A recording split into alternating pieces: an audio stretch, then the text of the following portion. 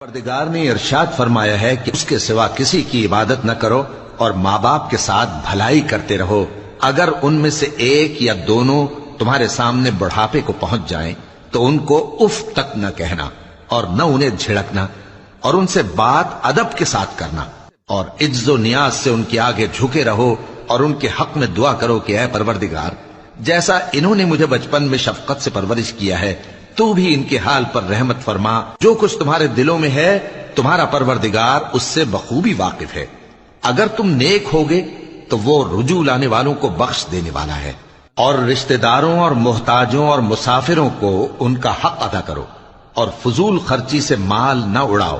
کہ فضول خرچی کرنے والے تو شیطان کے بھائی ہیں، اور شیطان اپنے پروردگار کی نعمتوں کا کفران کرنے والا یعنی ناشکرا ہے۔ اور اگر تم اپنے پروردگار کی رحمت یعنی فراخ دستی کے انتظار میں جس کی تمہیں امید ہو ان مستحقین کی طرف توجہ نہ کر سکو تو ان سے نرمی سے بات کہہ دیا کرو، اور اپنے ہاتھ کو نہ تو گردن سے بندھا ہوا یعنی بہت تنگ کر لو کہ کسی کو کچھ دو ہی نہیں، اور نہ بالکل کھول ہی دو کہ سبھی کچھ دے ڈالو، اور انجام یہ ہو کہ ملامت زدہ اور حسرت زدہ ہو کر بیٹھ جاؤ۔ بے شک تمہارا پروردگار جس کی روزی چاہتا ہے فراخ کر دیتا ہے اور جس کی روزی چاہتا ہے تنگ کر دیتا ہے، وہ اپنے بندوں سے خبردار ہے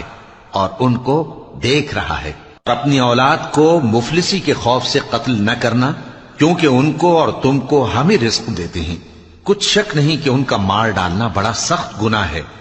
اور زنا کے پاس بھی نہ جانا کہ وہ بے حیائی ہے اور بری راہ ہے، اور جس جاندار کا مارنا اللہ نے حرام کیا ہے اسے قتل نہ کرنا مگر جائز طور پر یعنی بفتوائے شریعت، اور جو شخص ظلم سے قتل کیا جائے ہم نے اس کے وارث کو اختیار دیا ہے کہ ظالم قاتل سے بدلہ لے، تو اس کو چاہیے کہ قتل کے قصاص میں زیادتی نہ کرے کہ وہ منصور و فتح یاب ہے، اور یتیم کے مال کے پاس بھی نہ پھٹکنا مگر ایسے طریق سے کہ بہت بہتر ہو، یہاں تک کہ وہ جوانی کو پہنچ جائے، اور عہد کو پورا کرو کہ عہد کے بارے میں ضرور پرسش ہوگی، اور جب کوئی چیز ناپ کر دینے لگو تو پیمانہ پورا بھرا کرو، اور جب تول کر دو تو ترازو سیدھی رکھ کر تولا کرو،